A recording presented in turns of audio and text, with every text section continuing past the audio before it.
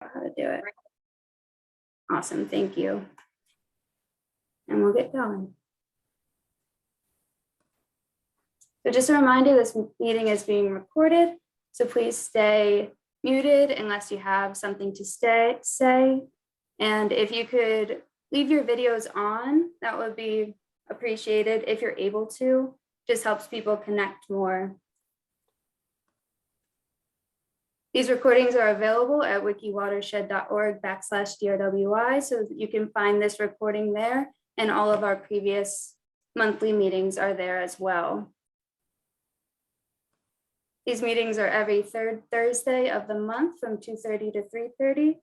The link is always the same, and everyone is welcome. So if you have anyone who's interested in getting involved with the stations or just wants more information, along with your volunteers or just anyone who wants to join the meetings, feel free to send that link along or let us know if they want to be added to the mailing list. We can get them added to that.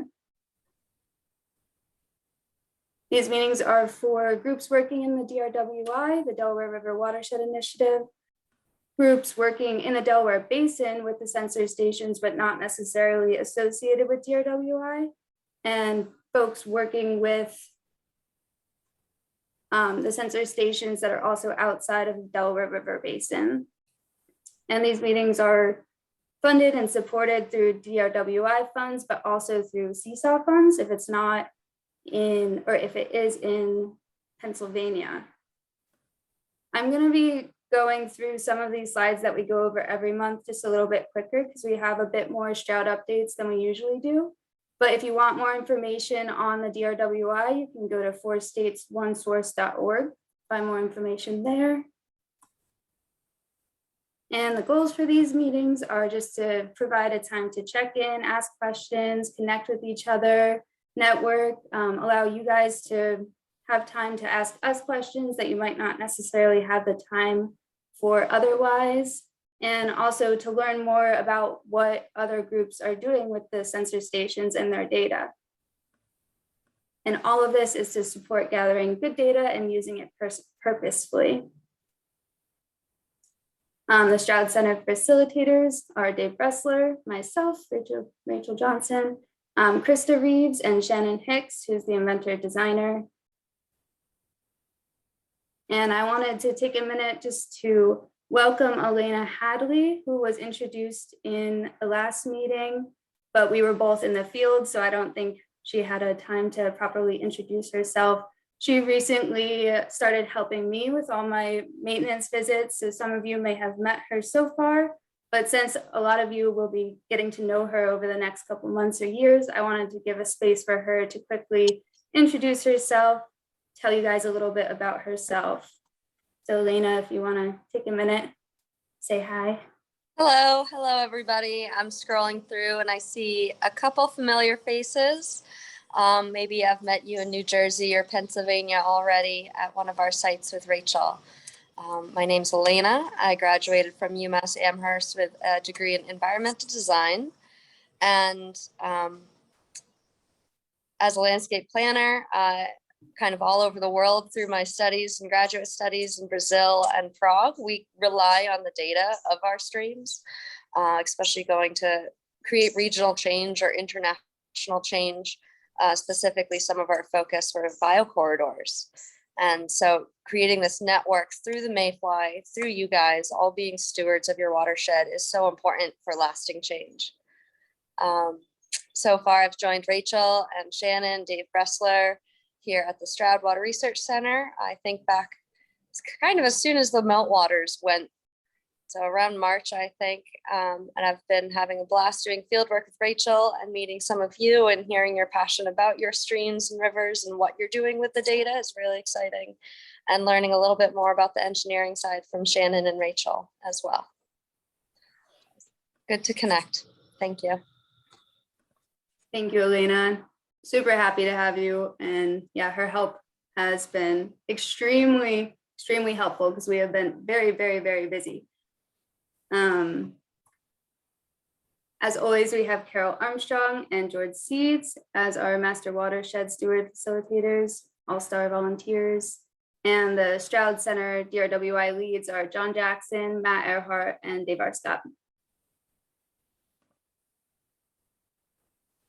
I'm gonna skip through these ones just to keep things rolling. So today's agenda, we have our introduction that I'm going through now. We're about to jump into Stroud updates, and then we're gonna get into a presentation by Ryan Newman from Tokenie Frankfurt Watershed Partnership. He's gonna be talking about data communication products and salt pollution monitoring. So I'm super excited to hear all that Ryan has to say about his, I believe it's called the Salt Blitz, but we'll hear more from him in a little bit.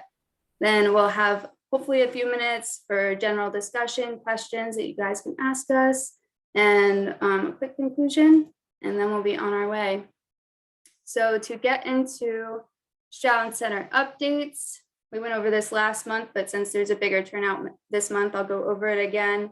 Wanted to point out that there's been a change in the monitoring station manual.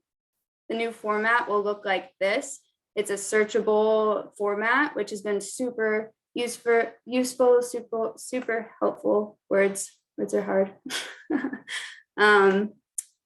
You can go here on EnviroDIY.org, go to Mayfly, and then you're just where you would go before your monitoring station manual and appendices. And that'll bring you right here where all the information is still the same. But if you type in, say, Mayfly, it'll bring all the different articles up that mention that word. So it's super helpful to find the exact information that you're looking for. And the next piece that I wanted to go over is the new parts list that we've added to the manual. So if you click into any of the sections that mention any of the parts that you need to build and deploy a station, the very first link will bring you to the total monitoring station parts list, where it brings you each individual part, the link to access that part, and the price all in one sheet. So this has been super useful. Our web developer, Heather Brooks, helped get this all together, and it's been super helpful. It also will mention what section the part you can find more information in. So just wanted to point that out.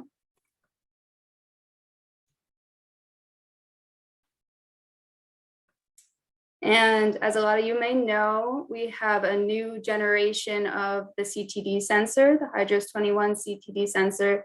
It's now available. We've recently installed, I think, 4 or 5 of these sensors. So we're going to keep a close eye on those data to see how they perform compared to the Gen 1 sensor that are on a lot of the stations currently. But if you order a CTD sensor from Meter Group, it will most likely be this sensor. So Shannon, if you're ready, if you have any other technology updates or general updates that you want to mention. Not a whole lot of new changes with any hardware or the electronics or anything right now, other than we're out of stock of a lot of everything. We just received a shipment of new mayflies, so I'll be processing those and getting them back on the shop. So if there's anyone who's been looking for any of our products, either in the EnviroDIY shop or on our Amazon storefront, you'll notice it's gotten a little bare lately, but that should be coming back in stock next week for new mayflies. And the cell boards are also in shipment. We should be getting that any day now. So so everything should be back to full strength and fully stocked sometime next week. Awesome. Thank you, Shannon. And thank you, as always, for all of your hard work to keep all this running. So I just wanted to point out, I think it's only over the last 3 weeks, we've installed 9 monitoring stations, 6 of which were built in our most recent EnviroDIY build workshop. And that is the first ever workshop that we held that people actually constructed their own Pelican case, programmed the mayfly themselves, and now have deployed the stations, some along with my help, but some just completely on their own. So that was a huge step for our process and making it more of the do-it-yourself part of EnviroDIY. So I wanted to just highlight those groups and thank them for their hard work. There were 3 reinstallations of stations that were previously out, such as Lepatcon Creek. We just reinstalled that station a couple hundred meters downstream of where it was originally, where it'll be hopefully a better long-term spot for it. And that was with the New Jersey Highlands Coalition, and Krista Reeves, Sam Johnson, and Joe Hernandez, and Mary Bukowski all helped with that reinstallation.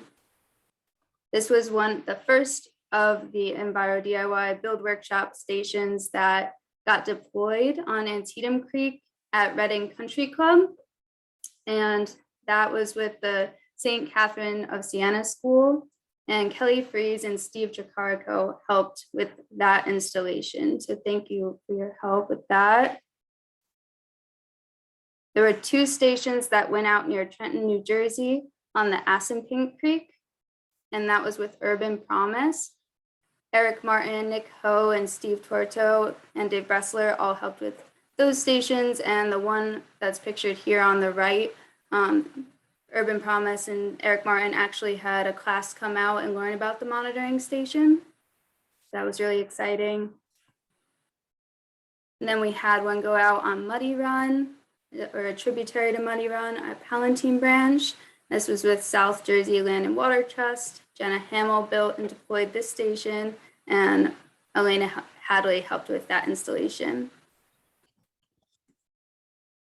And then just a few days ago, we installed 2 stations, one on the west branch of Chester Creek and one on Concord Creek at the Newland Grist Mill. This was a super exciting spot for me personally, one, because I live near that location, but it was this huge gap that we had in stations for a while where there weren't any sensor stations in this area. So it was really exciting to get 2 in there. And that was at Newland Grist Mill. Jessica Shehan and Kevin McGurr built and deployed that station. So thank you everyone for all of your hard work. It's really exciting to see people actually build and deploy the stations themselves. I wanted to point out this reinstallation that we did on the Brandywine River Museum. The original station got knocked down during Hurricane Ida. Stroud Water Research Center owns it, but it is directly next to a USGS monitoring station. So it's been really awesome to have that data there to compare directly to the USGS data. And I also wanted to just highlight this station because it was a different type of installation than what we normally do. And this came from a lot of Shannon's hard work and just trying to figure out how to secure these sensors in a river that will come up 14 plus feet in high water. So we also have 3 other installations planned coming up just through July. And one of them is at Westchester University with Megan Fork, and 2 are going to be reinstalled, taken off of Hunter and Buckwa Creek and installed on the Tunkhannock Creek, which is an exceptional value watershed. So that's what's coming up. Very, very busy.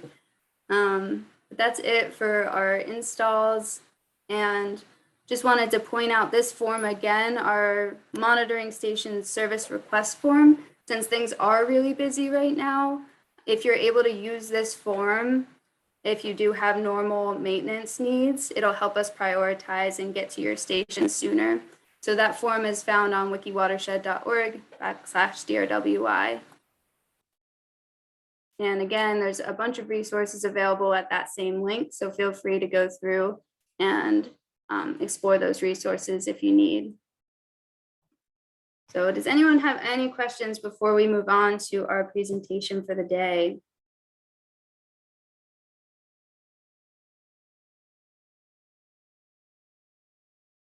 Okay, so we'll get into our presentation. Again, it's Brian Newman with Tiffany Frankfurt. And I will stop share. And Ryan, you can take it away.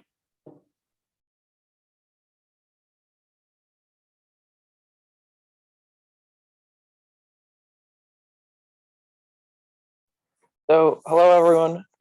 As Rachel said, I'm Brian Newman with Tocantins County Frankfurt Watershed Partnership. So today I'm going to cover a little bit of the work that we've been doing in coordination with Stroud and a couple other local organizations surrounding chloride monitoring. So talking a little bit about some stuff with volunteers and then also with our DIY loggers as well. But I figured first I'd do a brief sort of introduction to the watershed for those who aren't familiar. So the TTF watershed for short is located in the suburban Philadelphia area. It's one of the 5 major watersheds surrounding Philadelphia. It's about a 30 square mile watershed. Most of our creeks that are left are centered in Montgomery County, and then in Philadelphia, there's just the main stem of the creek. Really developed watershed, not a lot of open protected space. And our greatest challenge is really stormwater runoff.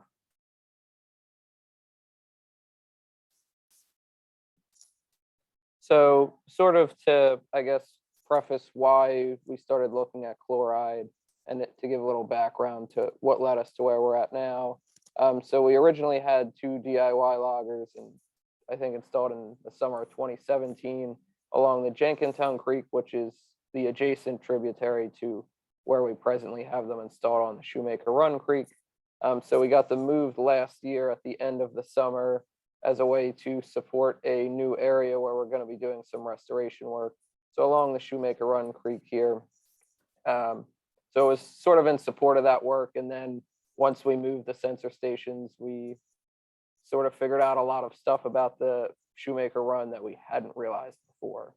So to put into perspective, the Shoemaker Run is this little creek here that's highlighted in yellow. So it's a fairly small tributary to the Tocantins Creek. Like I said, we didn't really know a lot about it. We hadn't done any monitoring there previously. We didn't have any restoration work along it. The headwaters of it are really developed. It's a shopping center, and then at first daylight's at a golf course as well. So really, really developed, and pretty much the whole way down, it goes through a lot of residential properties. But both of our sensors are sort of located up in the headwaters. And one of the things that we sort of noticed then immediately really was the conductivity was pretty high comparatively to what we were seeing on other sections of creek.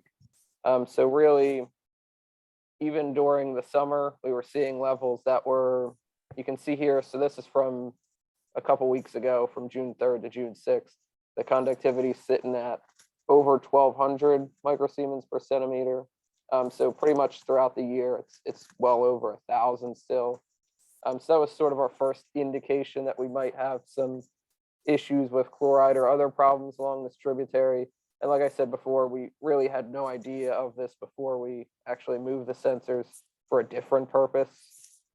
But then really the real shock came during the winter. So this was obviously the first winter the station was out, so it was this year. This quick grab of the chart here is from January through to the end of February. So when we had a lot of winter storms, the significant thing about this chart really is it shows 7 different spikes where the conductivity went over 50,000 microsiemens per centimeter. So to put that into perspective, if we were talking about ocean water, the conductivity is about 50,000 in ocean water. And then actually, pretty shockingly, at one storm towards the end of January, we saw a peak that was over 105,000 microsiemens per centimeter, so twice the salinity of seawater potentially. So coupled between these really massive spikes during the winter and then those higher readings that we were even seeing during the summer and the rest of the year, it sort of led us to think a little bit more about, I guess, chloride in the creek, and also really helped us to capitalize a little bit on getting people's attention. I mean, when you're seeing a conductivity level that points to chloride levels that are on the order of the saltiness of the ocean, that's when people were like, this is something, and wanted to hear more about it. And when people from the news and magazines and stuff wanted to see more about it. So that was sort of one of the first things that led us to, diving a little bit deeper into chloride. And then also back in 2019, we started work with a couple suburban Philadelphia partners, so the Pennypack Trust, Wissahickon Trails, and a few other partners in partnership with the Isaac Walton League on the Winter Salt Watch. And so what the Winter Salt Watch is it's a volunteer program where people go out and they have chloride test strips, and they basically test a section of stream of their choosing around a winter storm event. So they'll get a sample before the storm, during, when the snow is melting, and then after the first rain. So that gave us a little bit more data and informed us a little bit on some other chloride points in our watershed. Really the best thing about that was it got a lot of community members thinking about it and talking about it. Some of the challenges with the Winter Salt Watch was the data, really. So, it was looking at spikes during winter storms. So the tough part about that is it's not the continuous data that we get from the DIY loggers. So maybe somebody went out and got a sample 2 hours before it snowed, and that conductivity spike was on the way up. So there was no way to know if they were actually at the peak. Another challenge with that sort of data was that a lot of the volunteers are using low range test strips, and in some cases, some of our creeks would blow through that really rapidly. So along the Shoemaker Run, I did a low range test strip one time when I was out there doing some maintenance, and it took about 15 seconds to go off the chart. It actually still went through the high range test strips too. So sometimes, with test strip data, especially during winter storm events, there comes a point where you can't measure it anymore. So all of this sort of led us to think a lot more about salt, like I said. And so in the winter of this year, we really started to work with Stroud on, we had an existing chloride fact sheet that, gave some recommendations for what people could do, and sort of briefly talked about what the problem is with road salt and how it affects our streams. Didn't really have any localized information or anything specific to our watershed. So like I said, we started working with Stroud to develop this more personalized fact sheet here that you can see on the right. So it's actually a two-sided sheet. So I'm going to flip to the second side of the sheet as well in a second.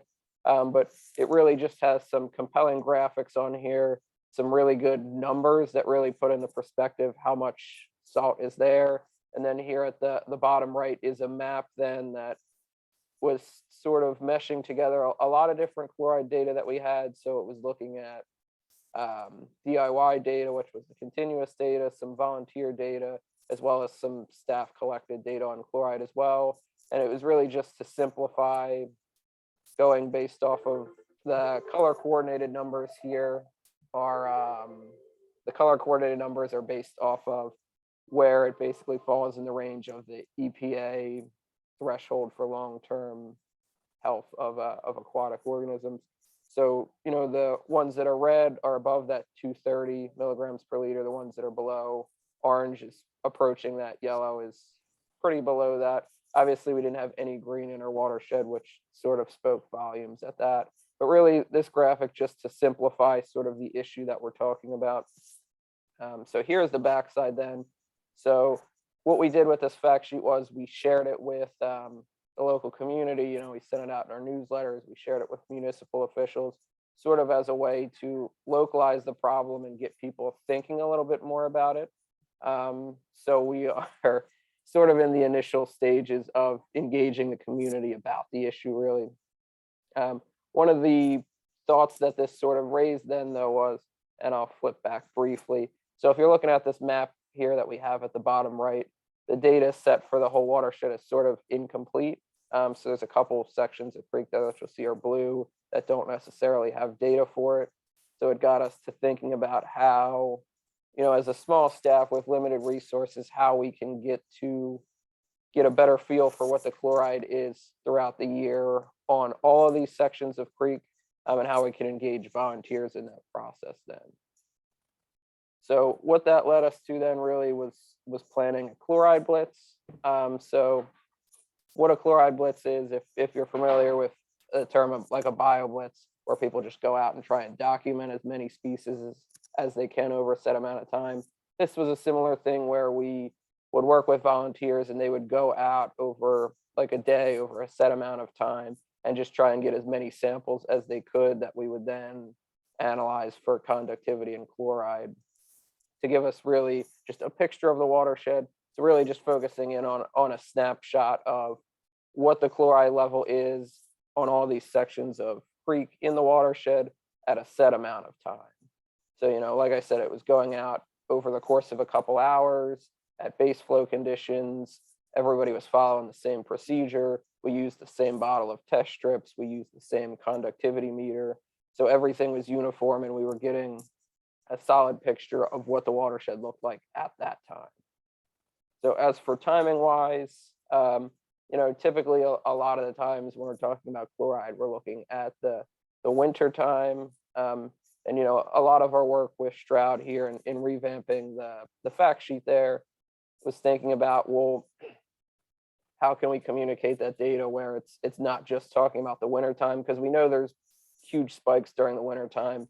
Everybody knows that's a problem during the winter time, but the chloride doesn't necessarily leave our waterways in the watershed in the summertime. So really for the purpose of this chloride blitz, we were looking at, you know, we hosted a pilot event here in the spring and we're hopeful to do another event here in the summer. And then in subsequent years, sort of do a spring summer sampling as well to get those base flow conditions, not during the winter time when you would expect levels to, you know, maybe not be at their highest, to get a feel for what those long-term numbers are across the watershed, across the whole of the year. And so that's sort of significant in that during the summer when the water temperatures are higher, when the base flows might be a little bit lower, those chloride levels can have a bigger effect on organisms than they do in the winter when the water is colder as well. So, like I said, we did a pilot blitz this year at the end of April. And so it was really a way to figure out if this was something that was possible to work with volunteers, to get a lot of samples across you know, a pretty big area over a short amount of time, to give us some data. So we worked with 5 of my regular volunteers who go out and do water quality monitoring on a monthly basis. I worked with them, and like I said, it was to get data, but also at the same time to figure out how to best do this, things to consider, and how logistically it would work pretty well then. So really, we asked for a lot of feedback at the event. So Dave Russell was there with me on the day, and we got a lot of really good feedback from them. So just a couple thoughts that I'll throw out there now that we heard back from them. So we initially had them go to 2 sites in the watershed, but they actually said they would be willing to go to like 4 or 5 sites. They said they'd be willing to help in coordinating the event prior, like visiting the sites prior, helping people on day of. They said it was really helpful to have their sites in advance. Also, like directions to where they could park at the site would be helpful. GPS coordinates that take you to the sampling point. And one thing that I did that I'll talk a little bit more about too, but they really liked, was I flagged off either where the sampling point was, or I tied flags around trees basically to lead people to the sampling point, just trying to make it as easy as possible. That way we didn't get any volunteers who were lost and had to wait for them and stuff like that. So really, you know, the point of this again was really a pilot to try and hash out all of the issues that could come up or things that you might want to do differently to really maximize the effort. And so one thing I will sort of say is, you know, the TTF watershed is only 30 square miles. So it was a relatively small area that we did it in. So the hope is here in the summer to focus on a little bit larger of an area. But that certainly had its time considerations, that when people went out to 2 sites, they could go to both sites and get the samples and be back within like 30, 45 minutes. So just basically running through how the day worked then. So all the volunteers met us at a central location, which ended up just being a park that was pretty close to all the other sites. We briefly talked about the goals of the day, like what we were going to do with the data, answered any questions, went over the sampling protocol. Then we sent them out. They had like an hour to do their sampling. So they grabbed both their samples. They had pre-labeled bottles that told them which site to go to and which site that sample was for. And then they came back and met us at the original meeting point. and then we processed the samples and talked a little bit about the data. And so for site selection, so like I said, I had 5 volunteers and they each did 2 sites. So we had a total of 10 sites for this effort. The hope is, that we can build a little more steam and get some more volunteers to cover more sites in the next event. It was sort of new to do this, so I was happy with the number of volunteers we had. We had a couple who had to back out last minute, but 5 was a good number. It was a small group. We got good feedback and everything seemed to go over pretty well. But in site selection, you can see here this map on the right. All of those red dots are rough approximations of where we sampled from. And then the shaded in areas are what those sub-watersheds are. An example here on the left is just a picture of an example from where somebody sampled. So in thinking about site selection, really my main concern was, is this easy, safe access for a volunteer to get to? Thinking that, I might go into areas that a volunteer might not. So it was really thinking about how easy it is for a volunteer to get a sample, and do they have somewhere to park? Things like that were big considerations. And then really, what is the underlying thing that you're really trying to discover with the chloride blitz? So we were really doing it sort of as a general orientation to the chloride levels in our watershed. So I focused mainly on tributary sections that were joining the main stem of the creek. So I had 2 sampling points along the main stem of the Tokenie Creek, and then 8 were at or as close to the confluence with the Tokenie as I could get on tributary streams, with the idea that in future blitzes, we could potentially trace upstream and see where some of the larger chloride numbers were coming from specifically. So the setup really, day of, it was really a really easy event. Honestly, there wasn't a lot of materials we needed to bring or anything. The most legwork is really in the preparation for it, which I'll go a little bit more in detail into. But day of, we had sampling bottles. We had these little cups here to pour water for the samples for the test strips into. Obviously, I had the Hatch low range test strips. I also had some high range test strips just in case. And then we had a Hanna Disc 3 that was calibrated for conductivity. And then we just had labels for the bottles.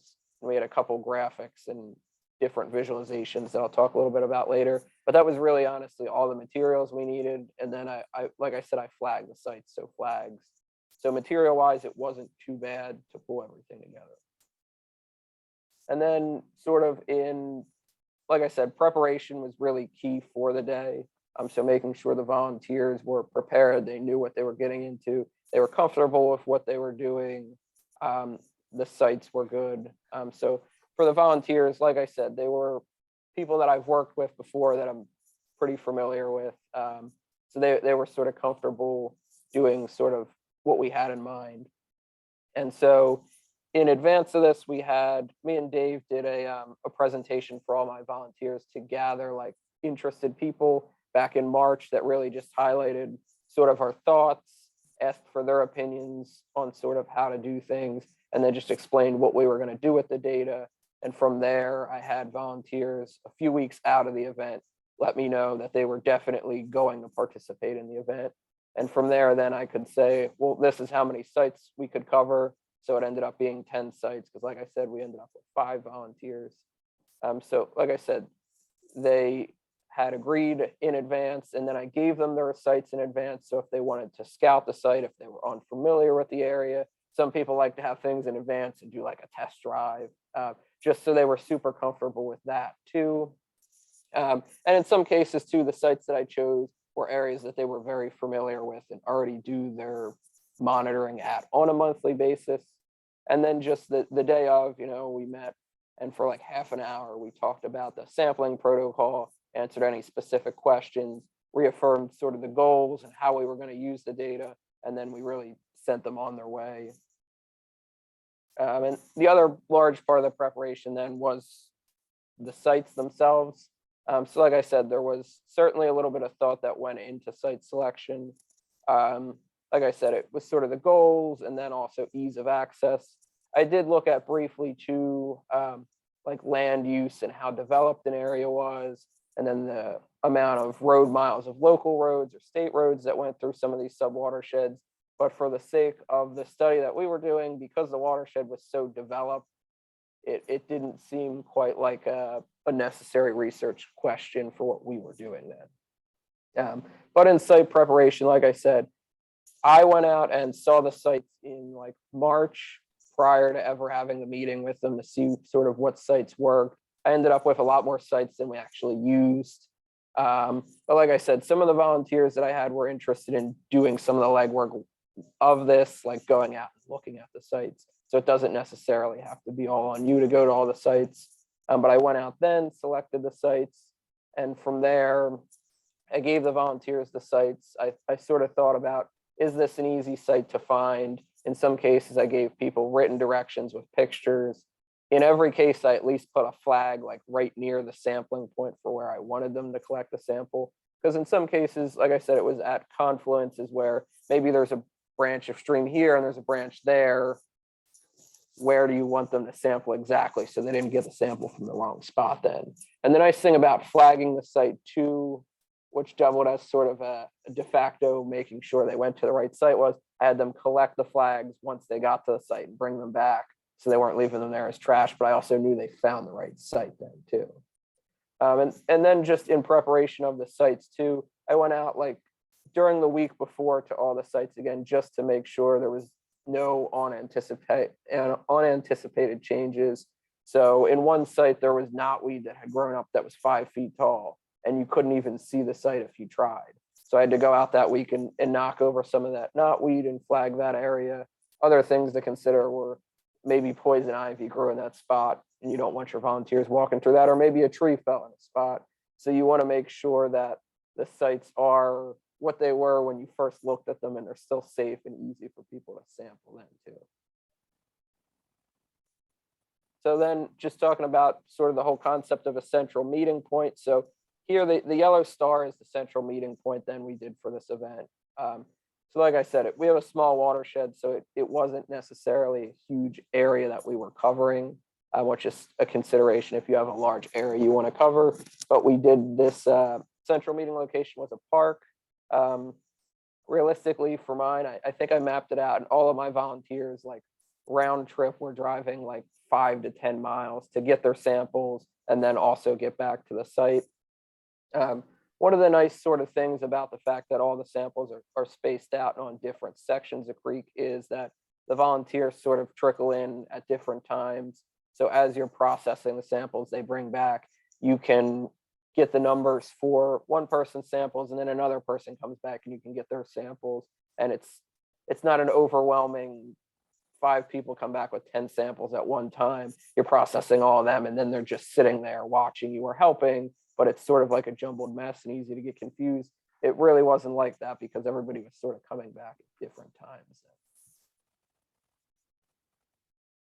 One other sort of consideration too that people brought up that was an interesting thought was, so for the format of this, we did, a 2-hour time window from 10 to noon, half an hour at the beginning explaining, an hour for them to get the samples, half an hour at the end. Some volunteers said they would be okay too if you just did, maybe you said from 10 o'clock until 3 o'clock in the afternoon, we're going to be accepting people can come and get a bottle, go out and get a sample, and then leave. Somebody could come at 10 o'clock, somebody could come at 2:30 and do it. So it was more of an open window so people could get samples. So that would be a consideration to think about for planning wise too, if that was feasible. So just reiterating then, here are sampling sites again. So what I did with the sampling sites was I just created these site IDs just to keep in order and basically shorthand it for a lot of our data communication stuff. But the volunteers were very familiar with the site IDs in relation to the streams and whatnot as well though. So here was just, the setup on the day of. Then as we were processing samples, we just set up on a picnic table. It wasn't some grand display or anything. It was easy setup, easy to process the samples. One thing to consider too was it was helpful, me and Dave were there and we were both sort of taking pictures, but was taking a lot of pictures of the process and people there learning about it and stuff and going over the data. That way, thinking about any communications you want to have with your constituents about it, or any media that you contacted, you have good pictures that show people participating in the event too. And one other thing, just going back to, so we put the cups in front of the bottles were labeled, and then we put the test strips in just to try and keep an order with all of the samples in one sort of area. Was important to parse them out that way. And then one person would go through with the conductivity meter, or a volunteer would do it, and then we'd all record it on a separate notebook. And then also here too, we had a couple visualizations for the volunteers too. So we had a whiteboard here that, you know, had the volunteers, had their sites, and then had what the conductivity reading and the chloride reading were right next to each other. And then on the left here, I just took a map that we already had, and I added sticky notes to it that highlighted the site ID and where those locations were in the watershed, then just as a visualization. And so here's an up close then of just that whiteboard, like I said, volunteers, their sites, and the readings then, so they could really sort of see the data. And then we sort of had a discussion with a lot of good questions about, you know, what some of those numbers necessarily mean, and then also just about the process of collecting the data and whatnot too. Like I said, it was a really good group of volunteers and a good event that had a lot of pre-planning, but day of was a pretty relaxing event actually. So here then is just the results of that Blitz event, then sort of pulled out as some data communication stuff. So data communication wise, so far from our chloride Blitz, we did a brief write-up for our volunteers that included this chart here, a map, a couple other maps, and really just some analysis. But some of the analysis, you know, didn't necessarily show a lot because it was pretty homogeneous in that all of our sub-watersheds are really developed. So in looking at that, it didn't really tell us too much. Other communication wise, we sent out a newsletter that sort of had a brief write-up about it with some pictures, talked a little bit about why we were doing it, future plans, and then also included the data communication stuff here as attachments as well. We did reach out to some media about this too, and they were sort of interested. We sort of got a late jump on reaching out to them. So the earlier you can reach out there is better, but they were interested in the results. But I think it's definitely something that they might be interested in, just because, you know, it's bringing together volunteers, and it's thinking about an issue in a way that certainly a lot of people don't think about chloride in the streams in the summertime or the spring. So then just briefly sort of wrapping up here, just some future plans and a little bit of discussion at the end. So for the future, you know, we hope to eventually do like 2 blitzes a year with our volunteers. So one in the spring and one in the summer, where we can really nail down some definitive numbers for what we're looking at in some tributary sections, really map out and see what types of numbers we're seeing and identify areas. Maybe it's one area that's super developed where a lot of the chloride's coming from, and our volunteers find that and pinpoint it, then we can go out and monitor it a little more thoroughly, and then we can come back to the people who maybe own the shopping center and actually talk about changing some practices there. So that's really one of the hopes for it. And another one then just really is that other people can kind of pick it up. Like I said, we did this really as a pilot for other organizations if they were interested too. The fact sheet up at the top I showed before. So we worked with the Pennypack Trust, and they made a fact sheet too using the same data. So that's really a template for other people to use. All this stuff we want other people to sort of use and find ways to use, and we'd be happy to answer questions or help with stuff like that as well. And so for this summer, we're actually working on planning a more of almost a regional chloride blitz. So working with Wissahickon Trails and the Pennypack Trust. You can see the geographic area we're talking about here on the left is working with all 3 groups together with volunteers to get samples on a given day, or maybe it's a couple of given days, to get a larger snapshot. And I'm pretty hopeful for that because, you know, the Pennypack and the Wissahickon are a little bit different in sizing and availability of open space. So there might be some good contrast between our very densely developed watershed versus some smaller tributaries there that might not be as densely developed as well. And then also just in engaging municipalities. So, this work, especially with the chloride blitz and stuff, it's bringing together community members and educating them. The fact sheet was really for community members, but also for municipalities. So in the winter of this year, we hosted an event with some municipal officials, and we really started the conversation around chloride pollution in our streams. But again, it's not one of those things that obviously municipalities realize that salt is a problem. They can see it eating away at roads and causing other problems and stuff. But truthfully, I mean, who thinks about it affecting our streams? Most people don't even connect well with the streams in their neighborhood. So we're really in the beginning processes of engaging them and also providing more information for the community as well. One of the positive things that we've seen from that so far is after we put out our fact sheet, there was a couple people who during the winter saw like a big salt pile on their street or a road they drive on normally, and they'd take a picture of it and they'd email the township or their local elected official and say, can you guys clean this up, or why is there this much salt sitting here? And they'd, copy us on it too. And it was interesting to see the exchanges between the municipalities and community members. And it was sort of good to see the start of building a support of the community and caring about these types of issues too. And like I said before, it's really just with the chloride, there was definitely a lot of interest from the news and media. Here in the winter, I know Stroud did a couple pieces. We had an interview. There was a couple magazine and newspaper articles about the issues. So it's thinking about your data in relation to like how the media can use it, and thinking about, especially in the case of like a chloride blitz, well, what do you want your message to be to share with those different organizations, or what do you just want your message to be to share with the community as well? So that's sort of a big planning thought pre-event too, is how you're going to use how you're going to communicate the data and who it's going to get out to then, and what the purpose of that really is. So here's just a pair of examples then. So the picture on the left here is a snapshot from our newsletter that we just recently sent out that talked about the chloride blitz that we did. And here on the right then is a link to our fact sheet that we put out that was posted on Facebook that just has really just connecting people to the issue and capitalizing on some of those really big spikes that we had along the Shoemaker Run here in the winter. Big numbers like that, and a simple chart that just says these numbers are really high, really seemed to resonate with people and got people talking and interested to it. And then just in closing thoughts, I'm just going to reiterate our hope is that it's helpful for other organizations to sort of see the process here of how we did this chloride blitz event.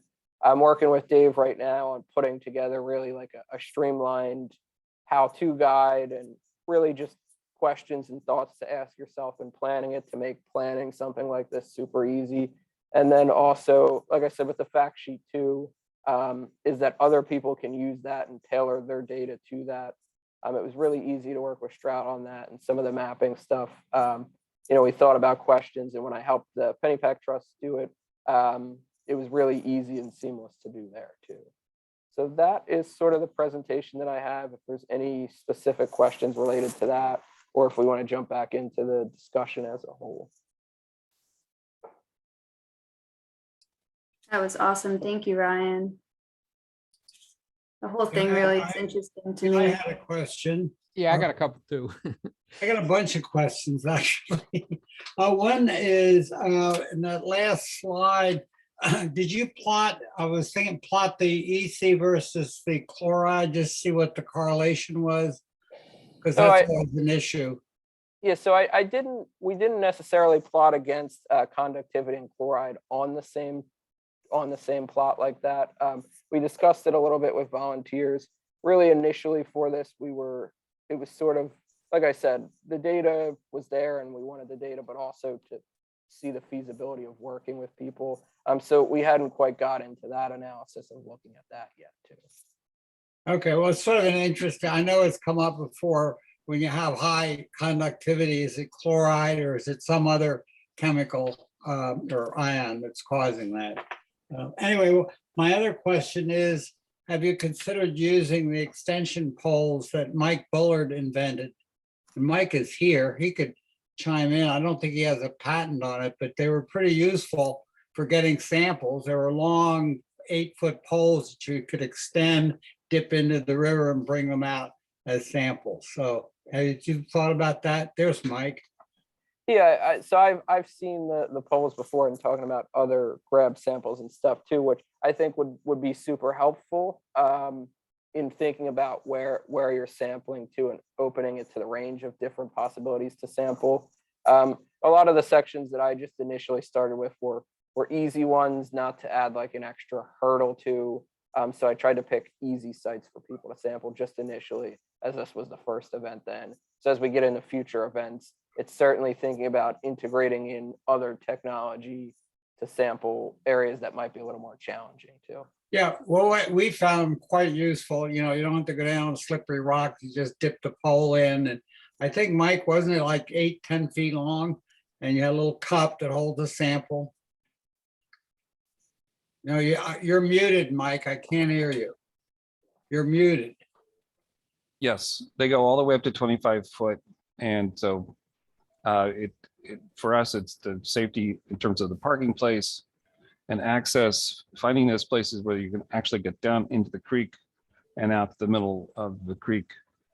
All those things put together is pretty challenging. So the poles let us get to some sites that a lot of sites where they might have trouble, and it's also a lot faster. That's the key thing. You can get out, get that sample, teams of 2, get back and move to your next sample site in like 10 minutes. So Mike, I just want to ask you a question. Those polls really are, so sampling polls really are very useful, but is there a collapsible version yet? Because I know I can't transport them. The long length of the long poles? yeah, I'm looking around for one. It's a standard clip-in like window washing handle. So they make all sorts of different poles that you could use. And I'm sure they make a shorty version that would, Okay. yeah. Okay, thanks. Ryan, this is Kevin McGarr. I just had a quick question for you. Looking at your grab samples, how does that compare to the state's water quality standard? I mean, looking I know at, they're just grabs. yeah. I mean, looking at our numbers, a lot of them were falling in that 100 to 200 milligrams per liter number for the spring there. We did see one sample, which I was actually sort of surprised about, was above that EPA threshold of 230. It came in at a 236. So it wasn't necessarily an area we had sampled before, but truthfully, I was expecting that the sample that we got at the confluence of Shoemaker Run to be the highest number. But there was a pretty significant dilution from where our DIY loggers were located down to the confluence of what that number actually ended up. So like I said, they were all high. They weren't all above the threshold, but Okay. certainly it was concerning, but not what we weren't expecting given how developed the watershed is. So that standard you referred to 230, that's a continuous number, right? It's not the acute standard, right? Yeah, so the 230 was really referring to the 230. The 230 was what we used when we revamped the chloride fact sheet, was looking at the continuous threshold through the EPA. Yeah. Okay, thank you. I have a question. So since this is kind of a pilot and you're hoping that maybe groups will replicate it and you're planning a new, like, larger one in collaboration with other groups, having worked on such a small scale with 5 volunteers, do you have any thoughts on maybe like a max number that would be manageable for, like, say there was like 1 or 2 of the people running the blitz? Do you have any thoughts on just managing volunteers and if there would be an amount that would just get too much to handle in one day?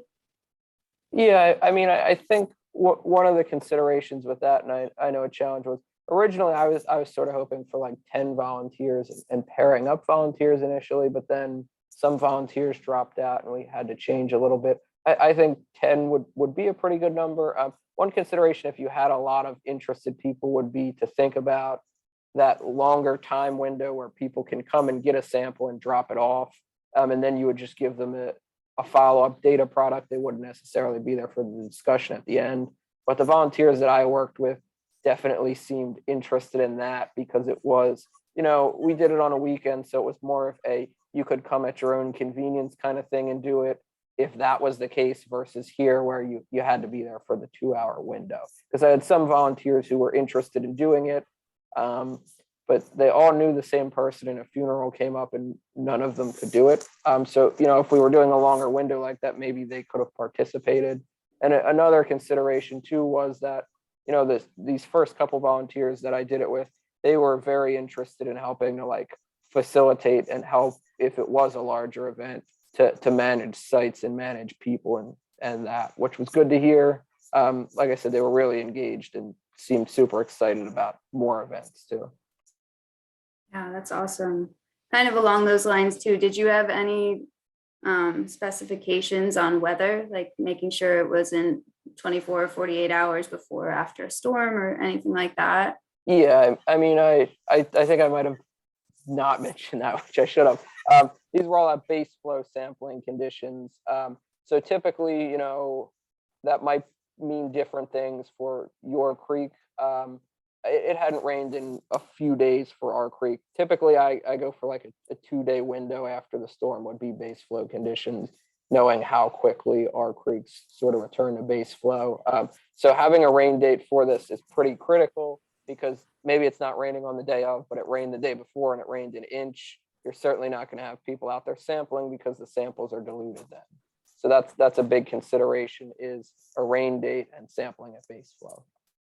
Yeah, that's a really good point about the rain date. It must be difficult. It's hard enough to coordinate just an event in itself, let alone one that's dependent on weather. So that's a really good point. Does anyone else have any questions for Ryan? Oh, yeah, I have one on the initial graph. You showed sort of the base flow of EC, but there was a strange step change where it dropped down and then popped back up. Was that just a glitch, a data glitch, or actually did it do that? One of your early slides, before you went to the one with the big spike, you were showing base flow summer, and it was conductivity was pretty steady, and then there was a sudden drop for a period. Do you know what event was there? Oh, you're muted. I think in that case, it might have been a brief rain. So in the case of our sensors on the Shoemaker Run, the sensor that I'm referencing is really at just below where the stream daylights first. So when it rains, the conductivity levels do come down pretty quick, but they do come up pretty quick again as the creek flushes out. So the water level does swing pretty rapidly. So in some cases, with a rain, it can go from like 1,200 or 1,300 during the summer. And then like 10 minutes later, it can go down into the hundreds. And then it gets down under 100 sometimes even. So it does flush out pretty quick. Okay, thank you. All right, we have just about a minute left. So thank you again, Ryan. That presentation was awesome.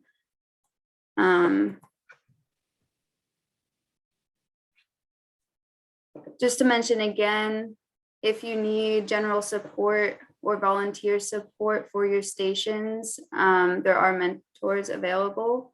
Carol Armstrong, George Seeds, myself, and Krista.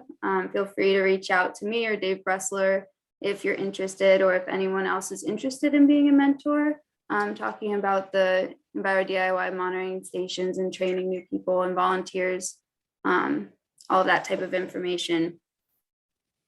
So our next meeting will be July 21st, same time, same place, same Zoom link. And that is all we had. So if anyone needs to have a hard stop at 3:30, you're welcome to leave. And thank you so much for joining. I'm going to stop recording